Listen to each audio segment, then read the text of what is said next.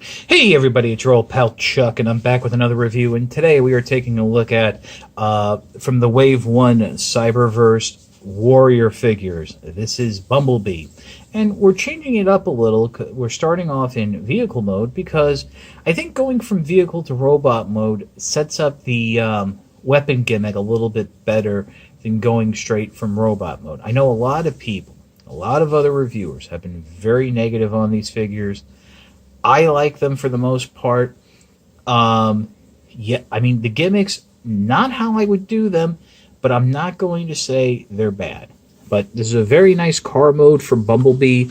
This is, again, sort of like the evergreen design that we've seen in the last year or so, where it's not quite a Volkswagen, not quite a Camaro. It's some amalgamation of the two. To basically look like Bumblebee. And I just noticed a little scratch of paint there I didn't notice before. But so we get something like this.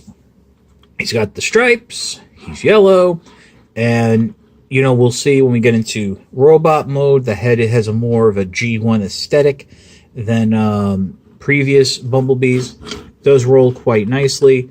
Although, these are snapped on wheels, so they're not the best, especially on this type of surface. Transformation is very simple, but before we get there, I do want to mention this side. I've tried everything. There just happens to be a little gap, and I have seen other reviews where this side tends to have this gap there. This side, which is surprisingly the side with the gimmick arm, closes up nicely, much better. So who knows? But start the transformation. What I would do is split the front end here. That will give you the space to come in and flip the roof panels around. And you're going to go ahead and flip them around all the way so they're down and covering the wheels just like that.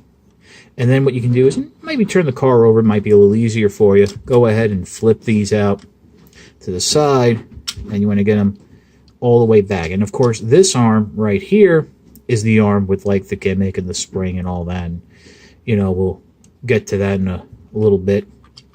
Next, what you want to do is come around the back and pull up on the fin right there. That will free up this whole contraption that's going to be the backpack and hood.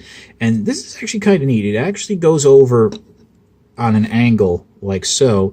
There are these slots here with these two great black posts will peg into. You'll then break that in half, and on the back here, there are two slots where these yellow tabs from the back section will peg in. Separate the legs. You can, this arm can rotate freely and even bend at the elbow. Now, bring the chest down gently because the chest is actually part of the gimmick. To activate the weapon gimmick, you want to go ahead and bring the chest down all the way. And basically what that does, as we'll bring the chest up a little and reset, it triggers a little tab there that flips the switch. And as you can see, the blaster will come forward and spin. So we'll do that again. See if I can do this again. And see, here's the problem. You want to make sure the arm isn't pushed back all the way, which you might do when resetting it. So you do that. There we go.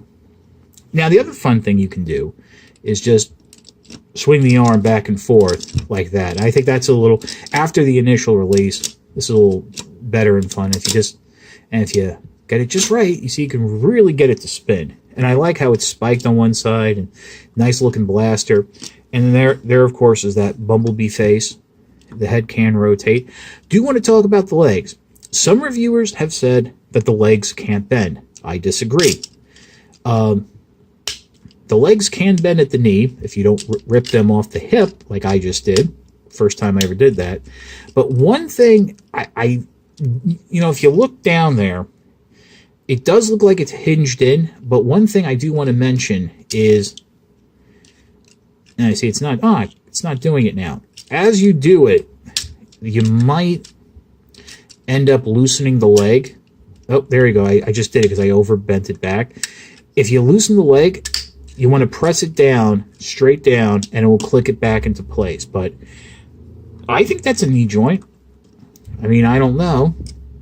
But like I mentioned, this arm can move. This arm is pretty much locked up for the gimmick, which isn't that bad. So we'll pause, and I'll give you my final thoughts on the figure. So, really don't knock that chest around.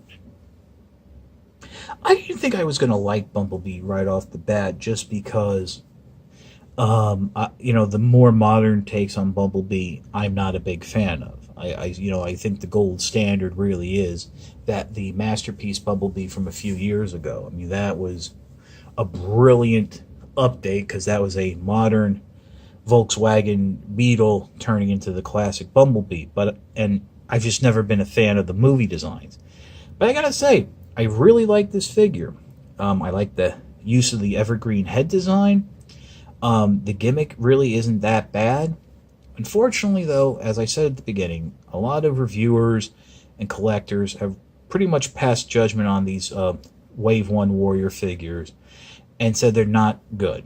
And I'll be the first one to admit, while they're not the best, I don't think they're as bad as people point out. Now, there is one more figure we're going to be taking a look at, and that's Optimus Prime. And unfortunately, I think he suffers a lot, but I think his is just general quality control, but we'll get to that in this review.